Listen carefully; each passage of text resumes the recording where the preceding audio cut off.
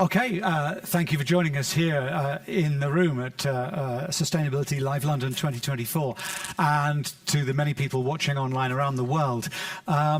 This is the last session on this stage for today's part of the event, and it's a real pleasure to introduce Jeffrey Whitford from Merck Life Science, and we're going to talk a bit about operationalizing sustainability, which is pretty big. So look, where is your company? Where is Merck Life Science in its sustainability journey? Are you there yet? if only. So to give you some context about our business, right, we're a life science company. What does that mean? Well, if you are doing academic research in science at a university anywhere around the world, if you're developing a drug, a therapy, a treatment, you are most likely using our products. That means there's a lot of people using our products, but it also happens in many other places. So there's a lot of things like when you go through some of those tests at the airport and they're doing diagnosis to understand, could you potentially be a threat, right? Our technology is behind that. Hopefully not. As a reference standard, right? We make the reference standard for clean dirt, just to give you a sense of the very random things that we do.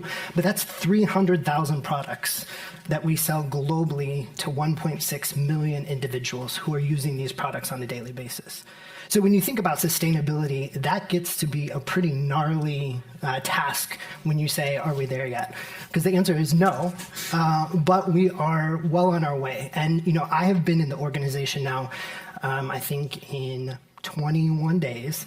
I will be celebrating 20 years at the company. I started as a peon who was proofreading catalogs as an intern, who has made a remarkable kind of life career pivot into sustainability. But I've been doing this now for what will be 16 years, starting in October. And so I have a really unique view on the journey. And I can tell you from the start, when it was just me twiddling away and having my boss be like, okay, please just go over there and do that, that we've made light years of progress. Things that I never thought would happen. We have transformed people's minds, people's hearts, people's decisions, people's investments in such significant ways that I can sit here with a ton of examples, but be really proud and also recognize we've got a long way to go, because ultimately solving this issue for my company, okay, but more importantly, what's the impact that I can have on all of those 1.6 million customers who are doing business with us to transform what they're doing? Because those are some of the largest names in the world. You're talking about Novo Nordisk, you're talking about Roche, you're talking about GSK, AstraZeneca, Pfizer. These are some pretty significant things who are doing some remarkable work that make our lives better. Some things, there's some questionable things, right? I think we can all acknowledge it. But I think on the whole, if you go for what a lot of companies are working on, right, there's a lot of potential to impact and change what the environmental footprint of things that make people's lives better. And that's the role that I get to be a part of. Earlier today, Salah from Klarna Bank was talking about the desire, certainly of his company, to influence the whole world, not just his own company. How does that apply to Merck Life Science? Is that one of your objectives? Well, because we're at the start of almost everything, so anything that's formulated, made, discovered, right, where there's research behind it, that means we're at the start of it. So that means if we can get the right materials into researchers, scientists, developers' hands, it changes what the future looks like for so many things. And I think that's where I look at what my role is, what my impact can be, is I have significant potential to help drive with my team, with our organization, transformation in a much broader scope than I would ever have individually, or if I just thought about this in the lens of what my company is or does. Come on then, it's science. Give me the evidence. Give me three really, really good examples of what you've achieved in the realm of sustainability. Yeah, so you look at an organization like ours and you look at where is the investment actually happening, right? So we'll start with scope 1 and 2, and we'll work our way across. So scope 1 and 2, we have a footprint that sits right now at 199,976. I would love if it was just under that rounding number, so I could say 199. But technically, let's call it 200,000 metric tons of CO2. That is for 61 manufacturing facilities around the world. So to give you a sense of what that footprint looks like, our company has or is investing approximately 150 million euro in energy efficiency and transformation from natural gas usage to electrification for those facilities. So we've got a target, and I think our mid-year, our 2030 number, where we're supposed to hit 50%, we're going to land at 125,000 metric tons per our pathway. And we started at the 2020 baseline at 315,000 metric tons. So well over the 50% delivery on that. But I think the big component here is that an organization who's coming out the backside of a pandemic where the bottom kind of fell out for companies in our world, so there was a major destocking. We were down 1 billion euro in sales in 2023. 1 billion, right? That's a significant number. And so that's when you could have seen sustainability fall by the wayside, because we needed to look and figure out ways. But actually, the opposite happened. Bigger investments came in because we have built a really clear business case about what the investment will turn into for the organization in terms of energy efficiency, cost savings, margin improvement, reduction for the organization, efficiency for our operators and maintenance. So all of that together, I think, really showcases the commitment that we've put into building a really clear business case, enrolling our senior leaders, and then most importantly, executing. So we're on, this will be closing out year 3 of that program. We start in year 4. I think I've got a meeting tomorrow to go over the 2025 Edison program projects, which this year I think will total around 14 million. So those chunks kind of have escalated up. We're gonna hit an operating path of about 20 million a year. So just to give you a sense, I think that's one great example. Products. So you heard me talk about 300,000 products. So if you look at our scope 3 inventory for 3.1, that's where 60% of our footprint sits. Overall, you're talking about a footprint of approximately 1.7 million metric tons of CO2. So about 1 million sits right there in purchased goods and services. 300,000 products, 1 million metric tons. You start doing the math, and it gets ugly quick, because I'm starting to talk about reductions of 20 tons here, 100 tons there, but that's the reality. So one is acknowledging that reality, and that's what we're facing, and so we've got to be thinking in those terms. We can't be thinking, oh, there's going to be this one just sweet answer that comes in and swoops across. You know, one of the things we've looked at is how do we go for, start with a big bulk of a product. So we have solvents. So if you ever use acetone to remove nail polish, that's a solvent, right? So scientists use a lot of solvents. If you look at our inventory, 10% of our footprint within purchased goods and services is made up of solvents. So those come from fossil fuels. They're produced in the hundreds of thousands to millions of metric tons of CO, or of volume on an annual basis.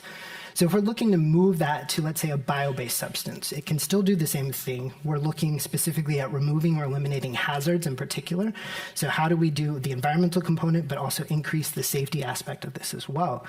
You're looking at then using, in our case, waste, raw, bio-based materials. And in this one, and I don't remember if I shared this example last year, but in this case, if you're a whiskey drinker, specifically whiskey from Scotland, thank you, because you are helping create the raw material for solvents that our scientists are going to be using all around the world. Now, that choice, right, helps us reduce the CO2 footprint by 63%. And we think the rest of that, working with the supplier, can be addressed by addressing their energy use, right? So moving to renewables, looking at processes. But the transition on the product portfolio component is super important, because ultimately what we find is scientists, this sounds nice, right? I'm giving you clear numbers. It's exactly the same. There's no difference. But guess what? Scientists who are busy out there discovering, exploring, breaking new ground, they don't like change. They're just like you and me. Who would have guessed? But that's one of the most important things to figure out is, okay, we've figured out technical solutions to do some of this, right? We've got very specific quantification for the improvement that's going to happen to the products. But now we need to think about behavior change.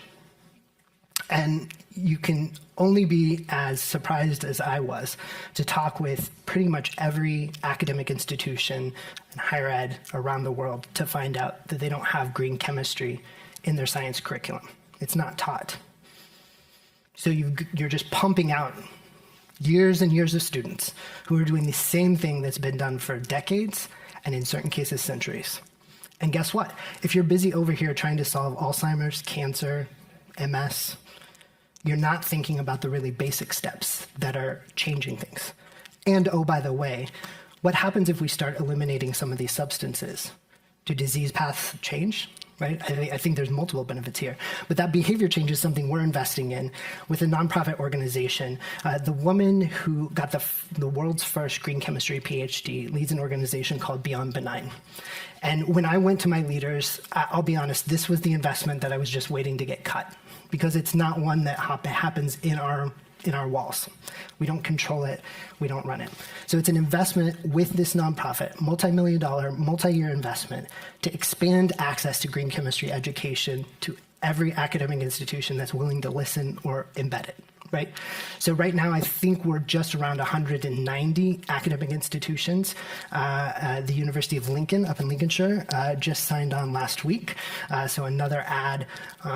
But there's a long way to go. Ultimately, what we're looking at is 14.5 million students by 2030 who have had exposure to green chemistry because it was embedded in their chemistry curriculum at university. So 3 examples to give you a path of the facilities, the products, people change action that I think demonstrate some of the things that we're doing to hopefully bring this to more reality and get more people involved. That's amazing. Look, to what extent do you judge the work that you've done on sustainability not just saves the company money, but has actually increased the bottom line, has led you down paths to actually make money? I mean, sell this to your bosses. Absolutely. In 2018, I was invited to what I considered, it was like a sustainability death match by one of our customers. There were 4 organizations who were invited to participate in this. There were 4 sections. Sustainability was one of them, so I was brought in specifically for this. And we ended up winning that bid in an incremental 7.5 million euro in business because of sustainability. Now, I had proposed in my mind, idealistically, that this was the world that was going to happen, but I had yet to have an example of where it really did come to life. And so having participated in that experience in 2018, I was like, I might have been onto something here. Let's see what we can do to hypercharge this engine and make more out of it. Because it did catch our leaders' attention. And they did say, wait a minute, there is something here that you may not be wrong about. And so we started to figure out, how do we pull all of these things together? So one of the things that we've done is created something that was very manual. So you probably laugh at me, but I was at the University of California, San Francisco, doing one of those presentations. They're like, tell us about what you're doing in sustainability. We run through the whole thing. They're like, you know what, that was great, but it would be nice if this was all in one place. And I was like, yep, should have thought of that. So I went back and we did a very rudimentary 2014 kind of infographic. We were pulling Excel data, it was painful. So enter today. We've automated all of this. We're using technology, all of our customer data and purchases to then be able to plug this together, tie and connect all of the products, where they're coming out from. We've got partial carbon footprints completed for every product, so scopes 1 and 2. We're in the process of scope 3. We expect to start rolling that out in 2026. But being able to get our customers that very specific footprint that is theirs of the business, right, is a game changer. I was in New Jersey with a customer in July with the chief procurement officer, and they said, you are light years ahead of everyone else when it comes to how you are using this data to give us clarity on the steps and changes that we can do.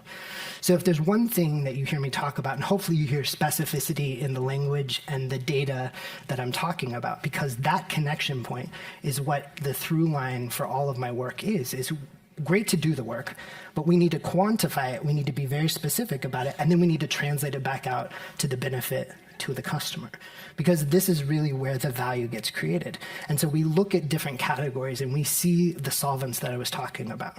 We see that growing kind of threefold to what we currently have. And that's hundreds of millions of euro that it means for business, for us as an organization. But then individually, what we're seeing is faster conversion rates when we get our commercial team members the specific data with specific product lines, the CO2 benefit, even though it could be small, because ultimately what we find a lot of our customers struggling with is they have zero idea of what to do next. Right? They've gone after, they've done the lighting, they got solar panels, they did a VPPA, they did all of the stuff that you're supposed to do. but then they're left with the really hard stuff, right? You've got questionable data out there about what you can do. And so what we try to really be focused in on is transparency and trustfulness of the data, that third-party data that's audited, that we report out publicly. And then we're working on getting the system and how we do all of that audited and quantified as well, so that they've got trust in us about what we're reporting out to them and matching it up with their purchase. And then ultimately, hopefully gaining share of wallet with them because we can get them faster to where they need to go because we've connected the investments we're making in product development. So we've implemented a system into our R&D, which then transforms how we do R&D, quantifying all of our products against 47 criteria that we grade against, that then get us to a scorecard that's publicly available on our website. I think this is really inspiring because all of the people here watching and online need to not just do good stuff. It's about that next step of making it work for the business, because only by making it work for the business is it going to be sustainable in itself. Yeah. Are there any questions before we shortly, as a microphone is needed right at the front here. Julian, the mic, running at lightning speed. Thank you.